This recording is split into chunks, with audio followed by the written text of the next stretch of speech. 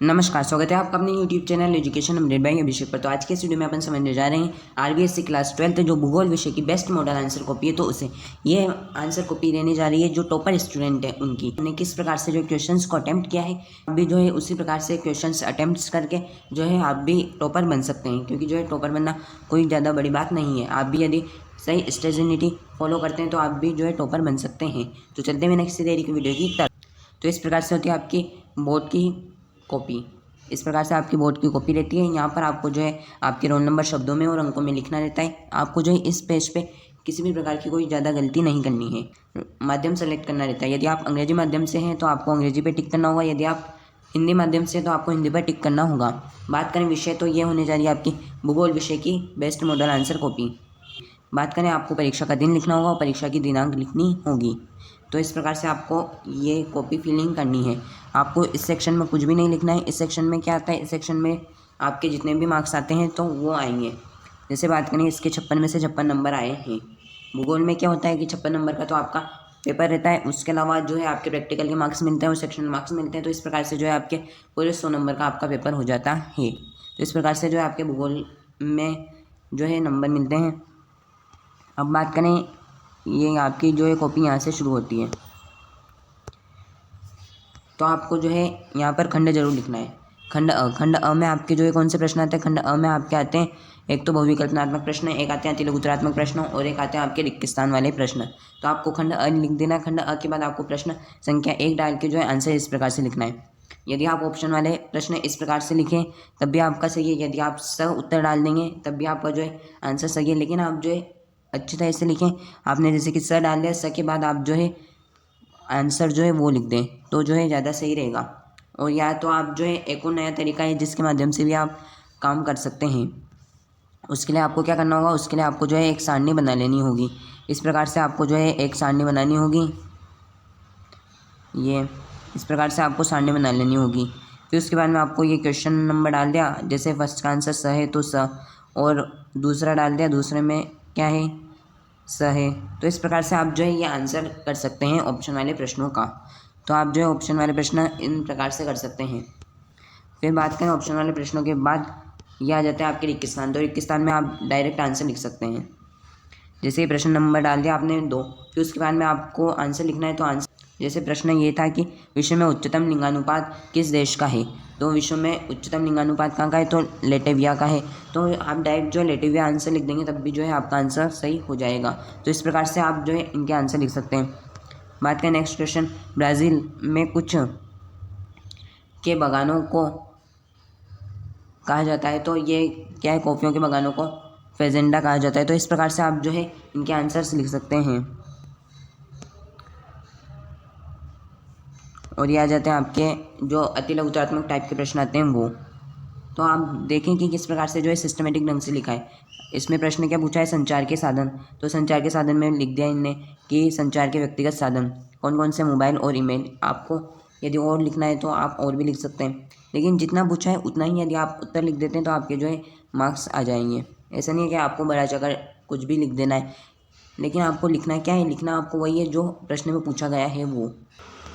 ये दूसरे नंबर का क्वेश्चन, ये तीसरे नंबर का क्वेश्चन, ये चौथे नंबर का क्वेश्चन, और ये आ जाता है 9वें नंबर का क्वेश्चन। तो जो आंसर आपको पहले आता है तो वो आंसर आप पहले कर सकते हैं। इससे जो आंसर आपको नहीं आता है तो उसे आप बाद में कर दें। यानी कि आपको बोर्ड की कॉपी में जो है आंसर छोड़ने नहीं है। आपको जो कुछ भी आता है उस क्वेश्चन से संबंधित तो आप जो है उसके आंसर लिखें। तो इस प्रकार से जो है ये लिख रखा है। ये 10वें नंबर का क्वेश्चन, पर्यटन को प्रभावित करने वाले कारक कौन कौन से हैं, तो मांग और परिवहन। तो मांग के बारे में लिखा है, फिर उसके बाद में परिवहन के बारे में लिखा है। तो इस प्रकार से आपको लिखना है। क्वेश्चन नंबर 11, ग्रामीण बस्तियों में स्वास्थ्य शिक्षा के साधनों का अभाव होता है और रोजगार के साधनों की कमी होती है। क्वेश्चन नंबर 12 थे तो उद्योग भूगोल, कृषि भूगोल, संसाधन भूगोल। क्वेश्चन नंबर 14, फिर ये क्वेश्चन नंबर 15 है सीमांत श्रमिक और मुख्य श्रमिक।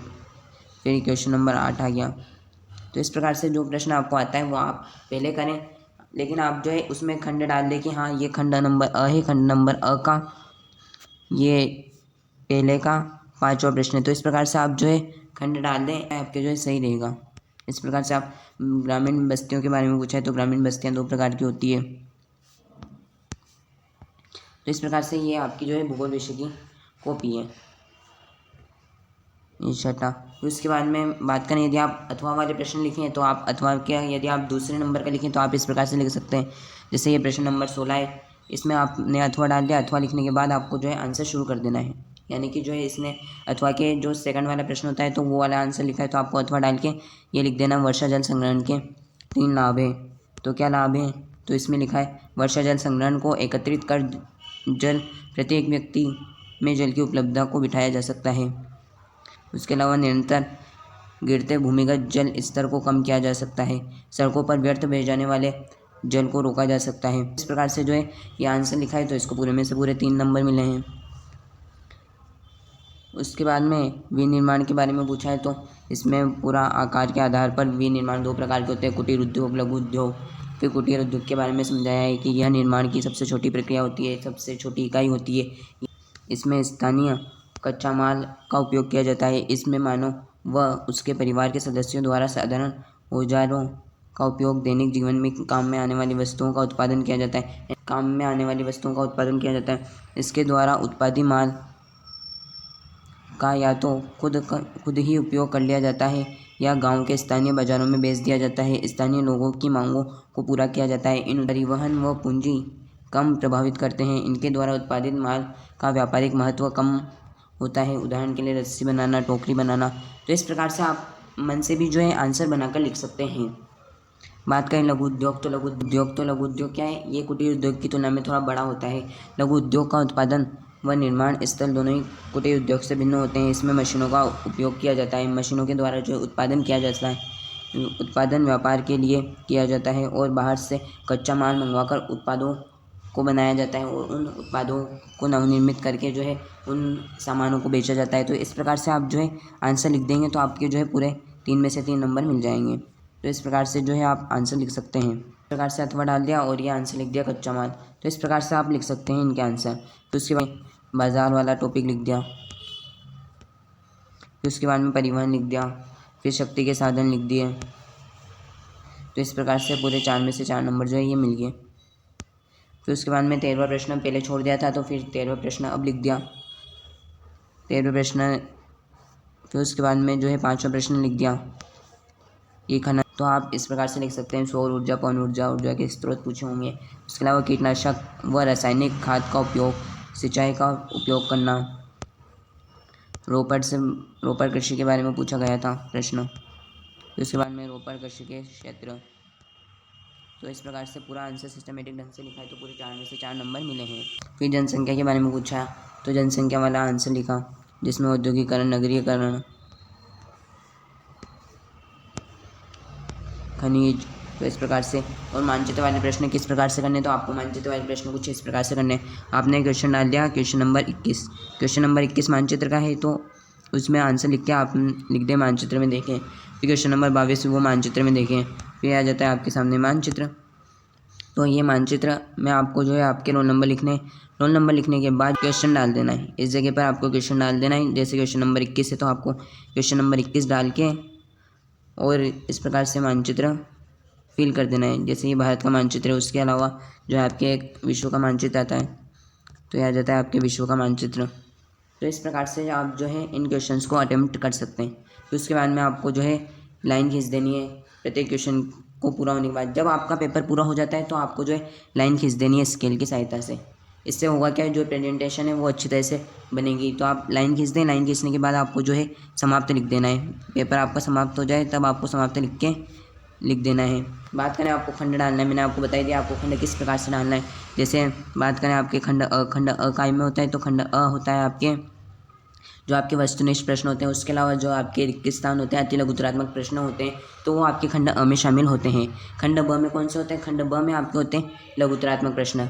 खंड स में कौन से होते हैं, खंड स में आपके होते हैं दीर्घोत्तरात्मक प्रश्न।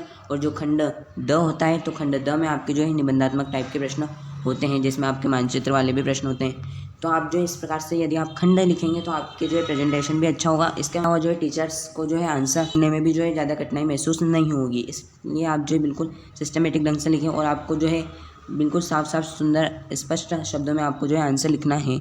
तो इस प्रकार से यदि आप भी इन्हीं पॉइंट्स को फॉलो करते हुए जो है अपनी बोर्ड कॉपी में लिखते हैं तो आपके भी जो है पूरे में से पूरे मार्क्स आ जाएंगे। ऐसे आज के वीडियो में अपन ने समझिए भूगोल विषय की जो बेस्ट मॉडल आंसर कॉपी यानी कि जिसके 56 में से 56 मार्क्स आए हैं, तो उसकी कॉपी को आज हमने समझ लिया है। यदि आपको वीडियो पसंद आए तो वीडियो को करें लाइक, चैनल पर नए तो चैनल को आज ही करें सब्सक्राइब, ताकि आपको इस प्रकार से इन्फॉर्मेटिव वीडियो की जो नोटिफिकेशन है वो समय समय पर मिलती रहे। मिलते हैं नेक्स्ट वीडियो में किसी नए टॉपिक के साथ। तब तक के लिए धन्यवाद।